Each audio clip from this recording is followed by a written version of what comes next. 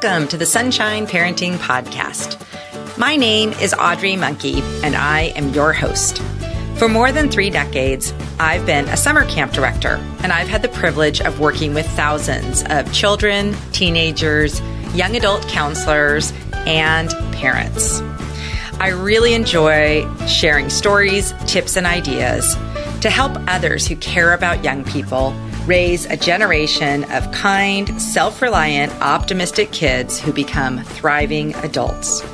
If you're interested in summer camp, parenting, or happiness, you've come to the right place. This episode, which is episode 39, is part of my series with Sara Kuljis about preparing your child for summer camp, especially for first-time parents sending their children to overnight camps. In this episode, we're talking about preventing homesickness and how camps handle homesickness and help your child overcome the challenge of being away from home. Today, we are going to be talking about preventing and handling your child's homesickness at camp this summer. My name is Audrey Monkey, and I have been a summer camp director for 33 years. And I'm Sara Kuljis. I've been a camp director for over 20 years, and both Audrey and I have had the privilege of being frequent writers and speakers on youth development. So to get started, Sarah's just going to talk about the whole concept of homesickness. One of our biggest fears as parents when our kids go away from us, whether it's at a new school program or a camp program or even a sports program, is what if they are homesick? What if they're unhappy? What if they miss me? Perhaps they're not ready to go. That's such a common and normal and understandable parent response. Fact of the matter is, homesickness is a really, really natural and normal response when we step a little bit away from our safe places. In Michael Thompson's book, Homesick and Happy, I love how Dr. Thompson reminds us that the majority of campers, well over 80%, and even some staff members will experience at least a twinge of homesickness when they are away from home at camp. And they should. Hopefully that means home is a wonderful and good place. And they have to start somewhere exercising the muscle of independence. That comes, though, with some discomfort and sometimes some insecurity. And sometimes there's even some physical pain like a stomach ache or maybe a headache that represents my missing the home I love. While it is a normal thing, it also is a really important thing to teach our children how to tolerate and then tackle and overcome homesickness. Camps, quality camps who are intentional and really caring about their campers have all kinds of strategies to help children overcome this. But it really is important to know that it's part of the growing up process and the coming of age process. Would you add anything else, Audrey?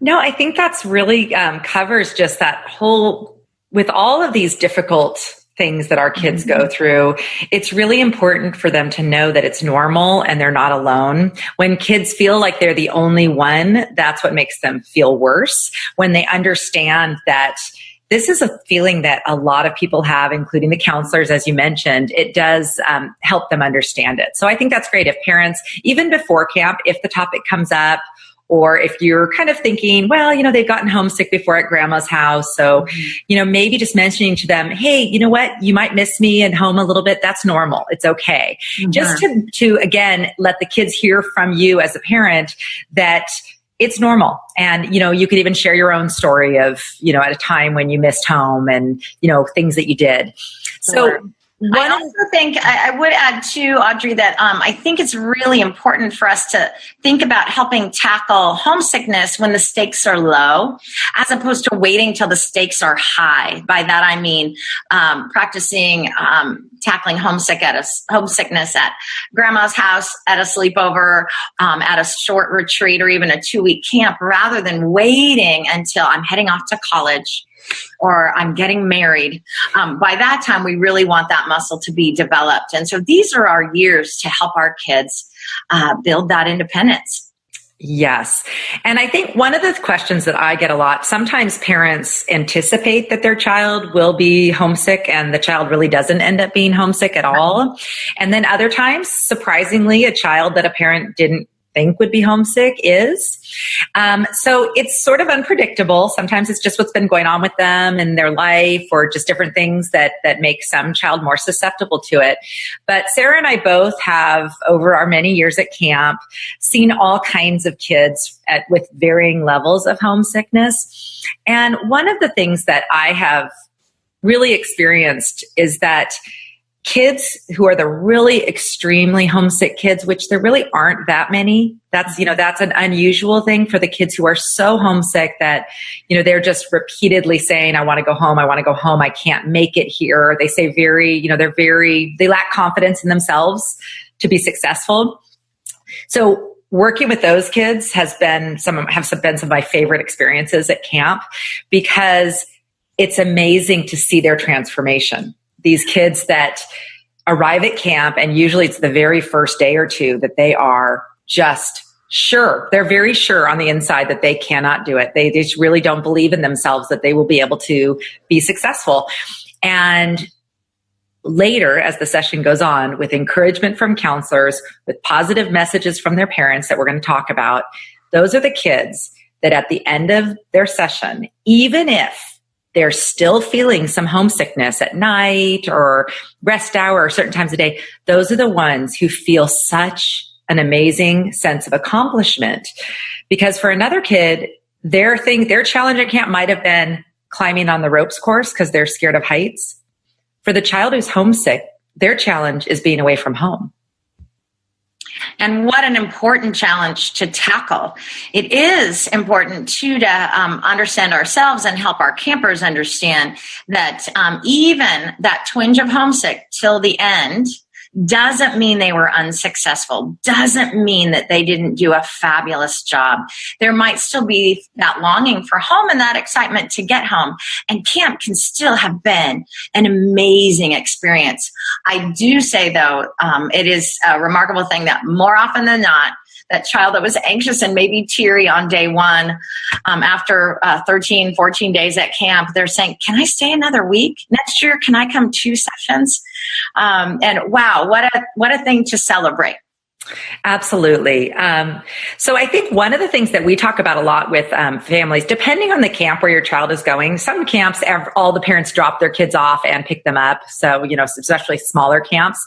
But there are many camps like both of ours where we have a bus option and kids can take a bus from a location, usually several hours from the camp.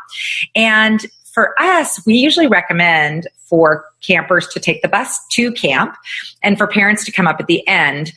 We've always thought that, the bus, we have the counselors introducing the kids to each other. It's a really clean goodbye because all the kids get on the bus and they're excited and they're singing songs and everyone waves and the parents are all saying goodbye at the same time. So it's a little bit, while some kids, it's painful for them to get on the bus. It makes it a very clean break. So we usually recommend that. But I know you have experienced that there are some kids that might work better for them to be dropped off at camp. Do you want to talk about that? Sure. I agree with you. I think the vast majority of kids riding up on the bus, because camp starts on the bus, it's 6 more hours. And many campers will write home during the session and say, hey, I know you were going to come pick me up, but can I take that bus? Because it's 6 more hours of camp. So that is, and I also actually think the bus is often easier on mom and dad too, because they have the camaraderie of others who are releasing for the first or second time. And that can be a really supportive goodbye. There are a few kids, though, that we have found through the years that do benefit from being dropped off by mom or dad at camp. Maybe those who have a little bit higher anxiety, maybe who feel safer knowing that mom has met my counselor, mom has seen my room, dad knows what the space looks like and talked with me or talked with the nurse with me about my medications because I have a lot of them or I have a special need. So sometimes for those special circumstances, that transition of knowing home knows camp and camp knows home can be really settling for some campers. I agree. And then for parents who do decide to drop their kids at camp, because we have some that always do, or, that kind of thing, it's important to sort of strategize when you're going to leave. Sometimes it gets a little awkward. Once all the buses have arrived and everyone's, toured around camp, if you're the only parent still there, it's time for camp to start. And, obviously as camp directors and staff, we don't want to, send you away, but know that camp won't really start for your child until you depart and they can be fully integrated with their group. They're kind of divided between like their counselor and their new friends and you until that moment when you choose to depart. You're exactly right. If I can tell a funny little story, we had a set of grandparents who came an hour early before drop off, and then watched their daughter come and drop off the grandchild. And they stayed all the way until dinner time. They brought a picnic and they just set up sort of a little home there for a bit and watched the whole afternoon unfold. And we took good care of them. They were a fascinating couple who had traveled well and loved the camp experience. But that grandchild did not really arrive in her heart and mind until well past dinner. So talk together, even include your child in. How do you want us to leave? What's the best way to go? And what will make you feel most confident and safe? Absolutely. And I go back to, I would encourage the bus if at all possible, just because it's a really easy departure and they are right away with all these other kids and they start making friends on that bus. Right away. So that's pretty fun too. So the next part of this talk, we're just going to talk about at home things that parents can do to sort of prevent or mitigate homesickness by just doing some preparation and talking about things ahead of time. So Sarah, why don't you just start with some of the ideas that you want to share with parents of how they can help just set their child up for success at camp? Sure. Well, if you think of even yourself, what helps you handle new situations best? We find that kids who arrive at the bus or arrive at camp rested and healthy and not too stressed out by racing from one big activity to the next, they just have their a sense of confidence and a sense of peacefulness that is different than those who stayed up late the night before and rushed to pack.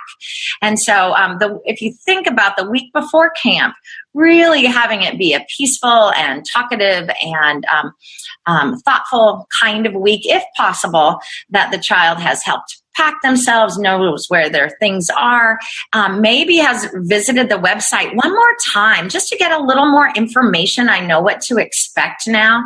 If there has been any additional prep materials that came out. Some kids want more knowledge, and that would be a great thing for them to review in advance. In addition, before camp, it's a great thing to broach the subject of homesickness. Honey, you may have times where you might miss me, and I'm going to have times where I miss you. And that means we love each other a lot.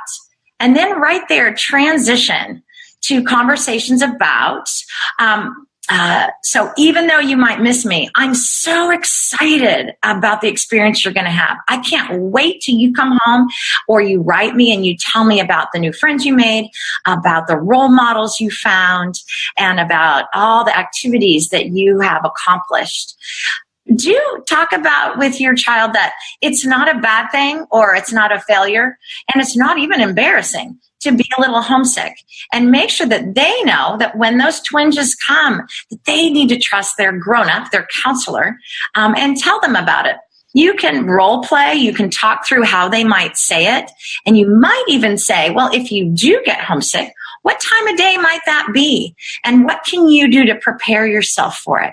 And promise them that it is going to pass. It is going to pass, or at least diminish over the time they're there. The more they throw themselves into the experience, urge them to make friends, connect, really become a player, a part of their cabin family, the more that happens, the more that homesickness is going to go away. What else would you add to prevention, Audrey?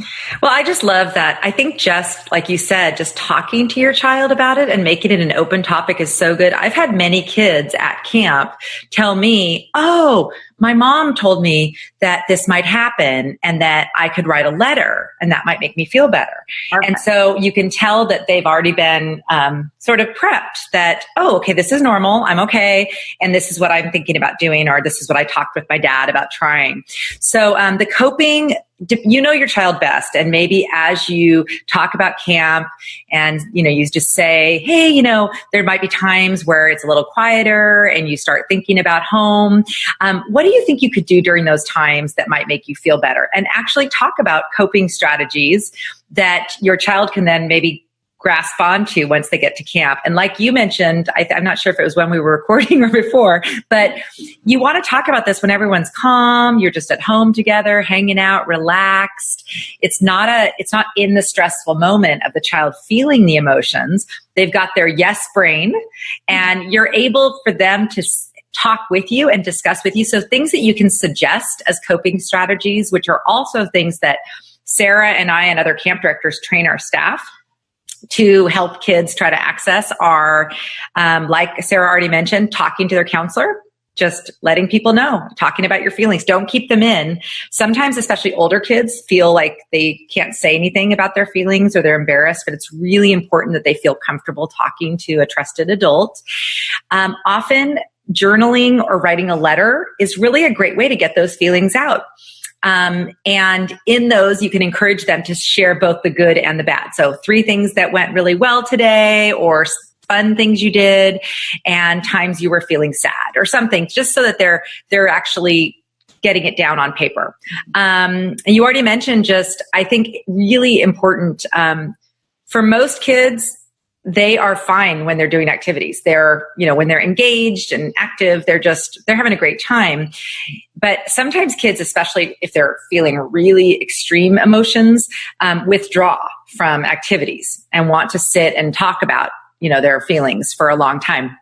And so I always think it's good, and what we train our counselors to do is to talk with them and acknowledge their feelings and comfort them and everything else, but also encourage them to get involved as much as possible. So I think if parents also give kids that as a coping strategy, it's great.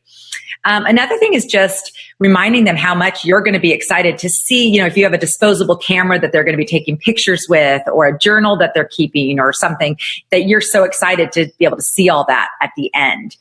And then finally, some kids just like keeping a calendar. You might even pack them one that just shows them, the day they go to camp and the day they're going home, so they can kind of keep track. For some kids, I think that's helpful. Some that might not be helpful, especially at the beginning because it'll look so long. But for especially a ways into camp, that sometimes helps kids. Is there anything else in terms of coping strategies that parents can kind of be aware of? 2 more things come to mind. One is for some children, taking what's called a transition object with them to camp can be helpful. It might be a picture of the family or of the dog. It might be a stuffed animal that reminds them of home. I had one camper, she knew she would be homesick. She was a first-time camper. She was in middle school and had some false starts at some other programs. She and her mother got the same bracelet. And so she wore it all the time, this fun little friendship bracelet, and they matched exactly. And as she climbed into bed at night and as her counselor came around to tuck her in, she would hold on to the bracelet and pray for her family, knowing that night mom would hold on to the bracelet and pray for her as well. And it was this really sweet, I'm thinking of you even though you're away, and I'm thinking of you too, and we're in the same space for this time. And it was a beautiful way for that family to stay connected without impacting her days at camp. Also, I thought, would this be a good time, Audrey, to talk about deal making? Oh, yes. I think that's great because that is an extremely important preventative measure. Yes. So camp directors often talk about the challenge of when we make deals with our children about homesickness.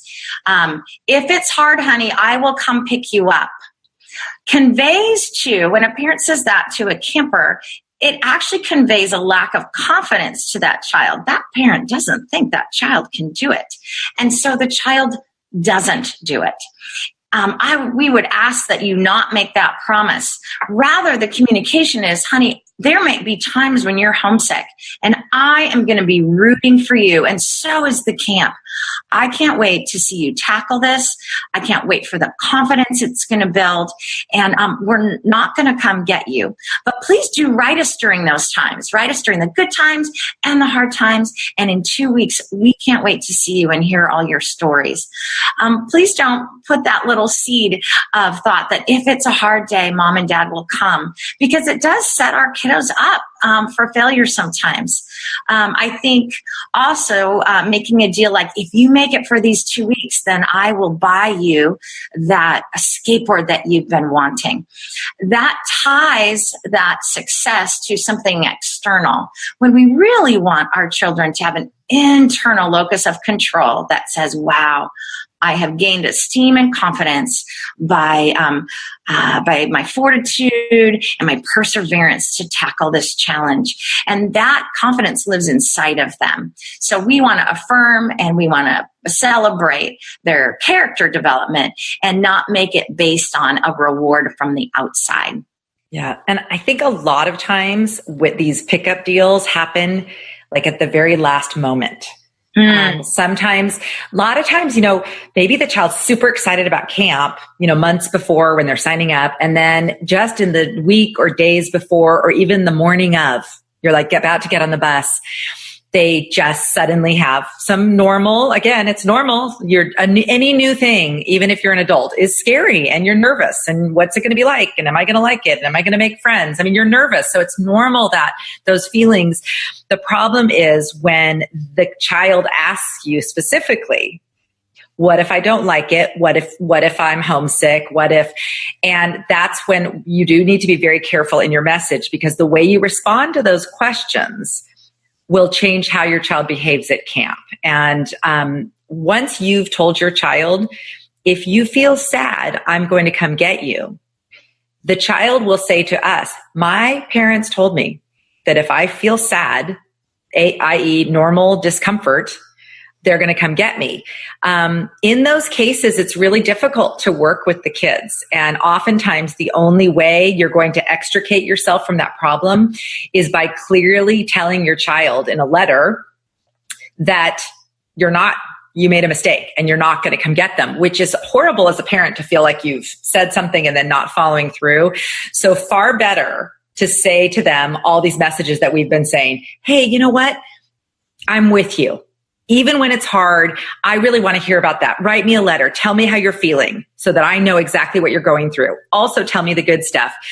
I almost feel like we should transition now to the parent aspect of this, because I think this is kind of a key thing. Well, so what happened? So we got done with the pickup. We're not going to do that, right? We're not going to say to them, I'm going to come get you. Instead, we're going to express confidence and say to our child, you know what? This is going to be awesome for you. It might be hard and challenging at times, but it's going to be so great. And I'm really proud of you for doing this.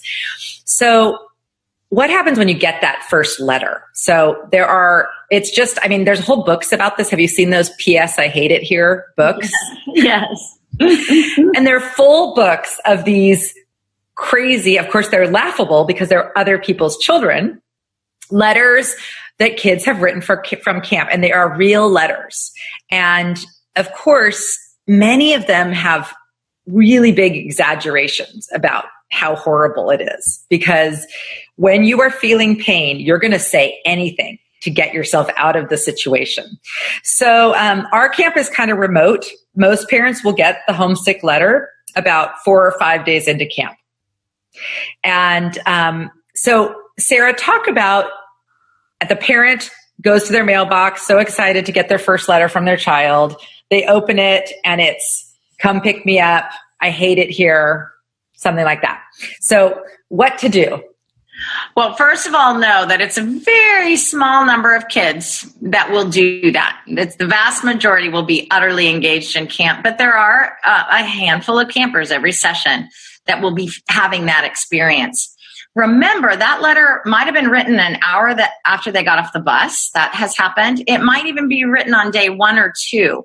By the time I receive it as a parent, 4 days have passed, and that child has become connected and feels valued and that they belong, and it has probably passed for that child. Some may still have some lingering feelings. So as a parent, we would encourage you, with that letter in hand, please call the camp office and say, hey, I got this letter. Let me read it to you, or let me scan it to you. Can you tell me what's going on? How is my child now? Remember that the camp is your partner, and they don't know that that child wrote that letter. They will listen to you well. They'll go check it out. They'll probably talk to the camper. Usually we don't tell the camper that mom called because that embarrasses them. But we talk to the counselor. We might talk to the head counselor. We observe them for maybe a half a day. And then the office should call you back and let you know how that child's doing. If there is still some lingering homesickness, then you have the opportunity to partner with camp to look at additional strategies. The camp's probably used their awesome bag of tricks, and if there's still something else, you may have the ticket. You may have the answer that camp might utilize. And we had this happen a couple years ago, and the parent helped us identify that camper just who was a high communicator. She was someone who verbally processes. And while she had been verbally processing and loving most of camp, where it was she was missing, and the parent helped us identify this, was that she didn't get to tell mom and dad enough. She just couldn't get those letters in the mail enough. So what we did is we gave her a journal instead, and she wrote a diary, knowing full well that those 80 pages would be read together with mom and dad at the end of the session. And that met her need enough, and she just settled in beautifully. But mom helped us figure it out, that special tweak. We'd ask that you be patient with the camp as they investigate and get back to you. We'd ask that you be gentle with the office staff. Sometimes in our anxiety, we can be, a little terse. I would recommend that you don't immediately jump in your car and drive to the camp. We have had one occasion where a dad got in the car and arrived at, I think it was 6 a.m. He had driven all night because of the letter that was mailed 4 days before.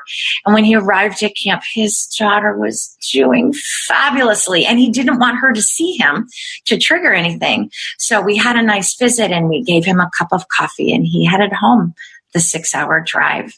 So do communicate. The office is your partner, and your kiddo is probably going to do just fine as we work together to help them tackle this. And I think as an added thing, when you were talking, it just reminded me too that one of the wonderful things about camp is that kids learn to handle some things without you. And so this is one of those times where if you were standing next to them, you would be guiding them through it, and helping them, because that's your role. And you can't help yourself as a parent of just like swooping in and hugging them and rescuing them. But by you not being there, it provides this amazing opportunity for growth, for your child to learn to talk to other people and to learn to work through difficult emotions. So I just loved when you were talking, I was just thinking about that those 5 days, your child's growing. So when you get the letter, don't panic. Know that they probably are feeling a ton better, because most of the time they are. And sometimes the kids will almost not remember that they wrote that. Or I'll say sometimes to a kid, why don't you write some more letters now that you've been at camp? Because the other thing is kids often write the letters only when they're at a downtime. And because when they're having fun and being busy, they're forgetting about it. But, at night or something. So sometimes even you might get multiple letters that express some homesickness, but sometimes it's just because their timing of when they write them too. That's true. Now, Audrey, when a parent gets the letter and they hear the child's doing a little better, what could they write back to their kiddos? What kind of messages should mom and dad send via, snail mail or email to their camper? Well, I think all the things that you were talking about before, first of all, just reassuring them that it's okay. Their feelings are normal. There's nothing wrong with them. They could even share a story of their own, a time that they had to struggle through being away from home, or a camp experience or a college thing or something. I really like to encourage parents to look at the long picture. And that's kind of the Michael Thompson stuff where, this experience, it's just a week or two. It's pretty short. It's a great opportunity to grow. And so even saying that to your child and saying, I know this feels hard right now. I'm really proud of you for facing this challenge. I really think it's important to acknowledge if they wrote a miserable letter, or from the camp that they're feeling miserable. I think saying, I know you feel miserable right now.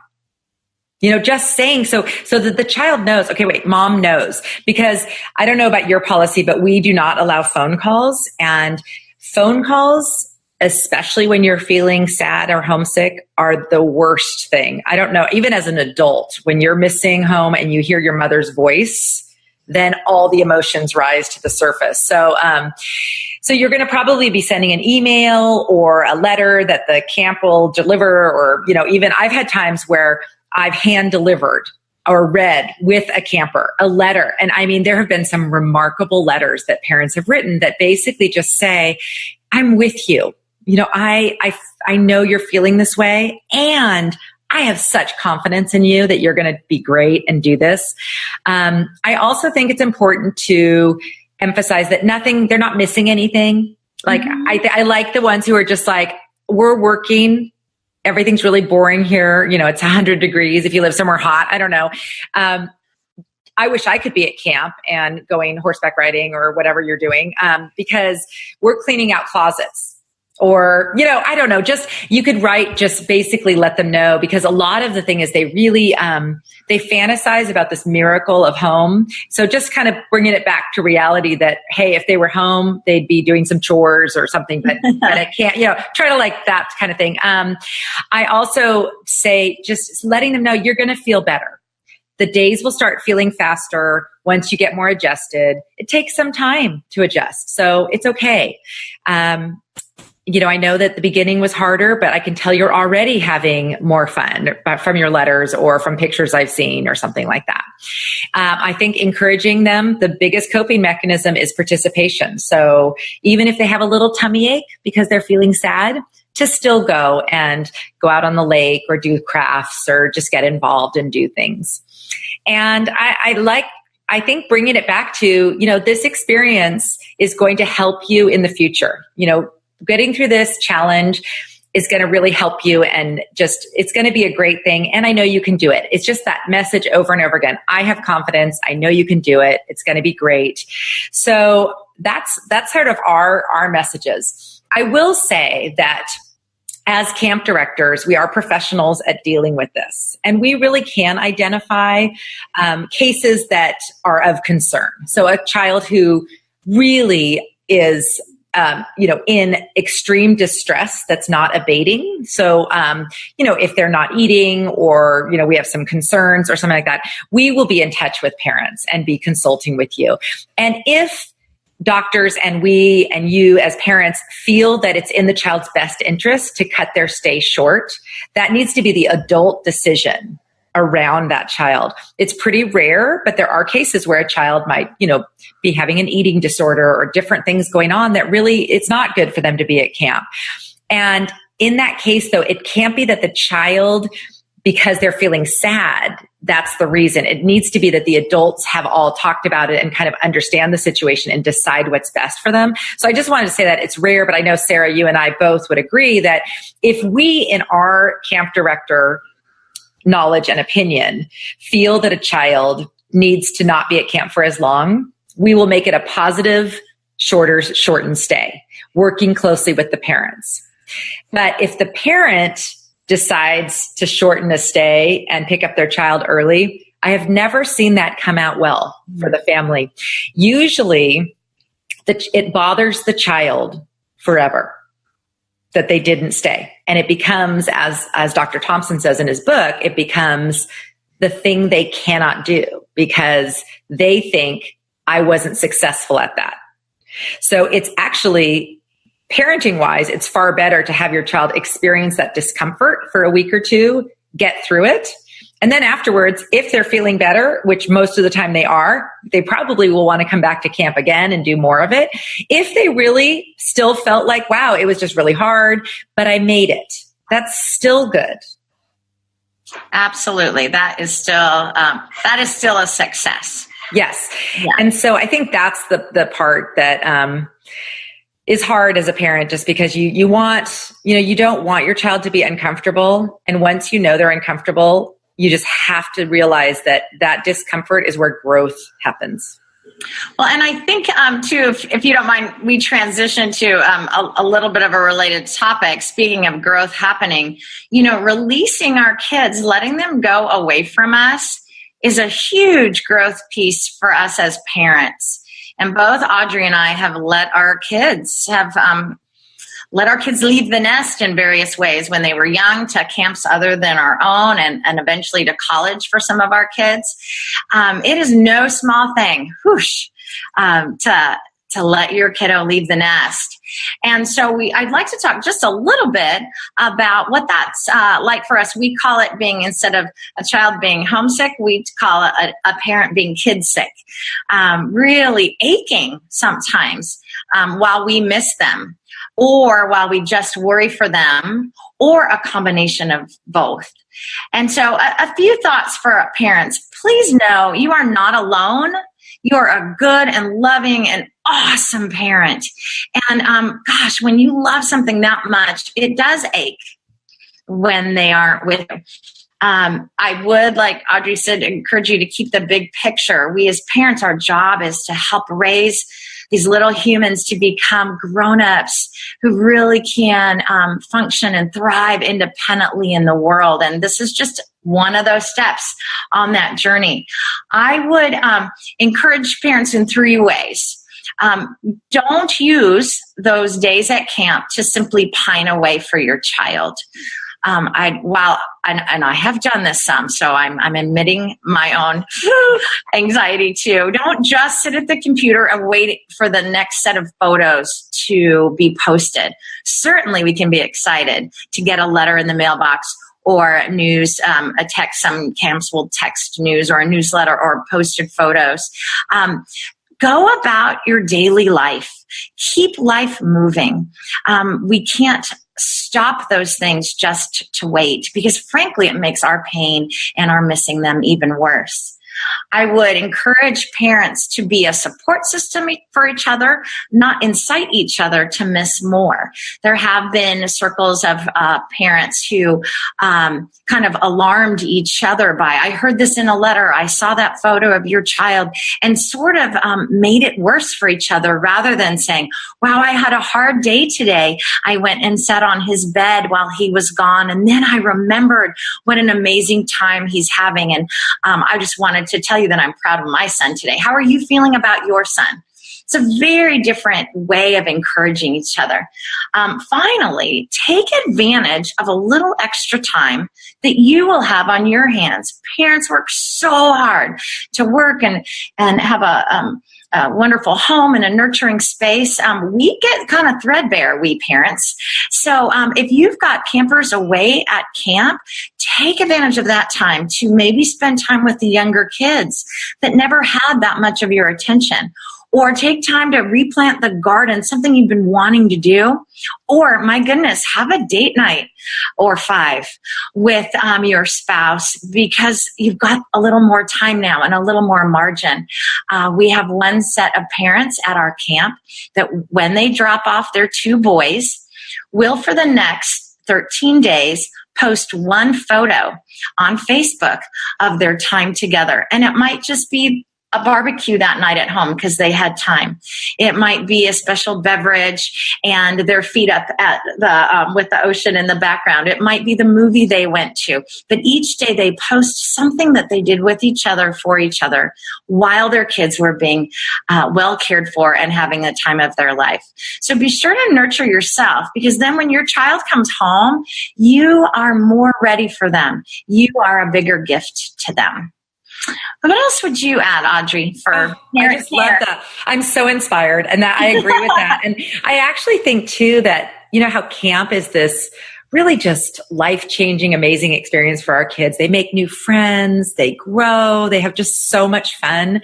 I really like the concept of parents creating their own experience like that while their kids are gone. And it's probably different activities, but if you have some hobby or gardening, like you mentioned, or something that you really enjoy doing, spending time doing that and, calling it your own camp, or having some friends over and doing some, whatever, cooking together. I don't know, but I love that concept, so that you can then, when your kid gets home, you can say, well, you were doing your fun things and if I was doing my fun things, maybe they're different, but how neat to be able to share that. And wow, when, what better gift can you give to your kids than parents who are reconnected and have spent some time together? I mean, that's a huge gift. So I love that focus. And of course, I also, as I speak on behalf of all camp directors, that we really ask that you don't overanalyze every photo because we're trying to let you know what's going on at camp, and camps post varying numbers of photos and everything else, and of course we want you to see your child, but it's difficult even with more than one photographer. Sometimes some kids don't like to be photographed, some just happen not to fall in the photograph, and then you might see your kid in the background of a photo, not smiling, but none of us spend the whole day smiling regardless. And you can catch. So I just think the analyzing of photos is something that is to be avoided. And just like with receiving a letter, if you do see something that, you really think, call us, that's fine. Call us or send an email and check on it. So don't dwell on it. But I would just say that tends to not really lead to accurate assessments of how the child's going on if you try to base it on one photo that you saw or your friend saw or something like that.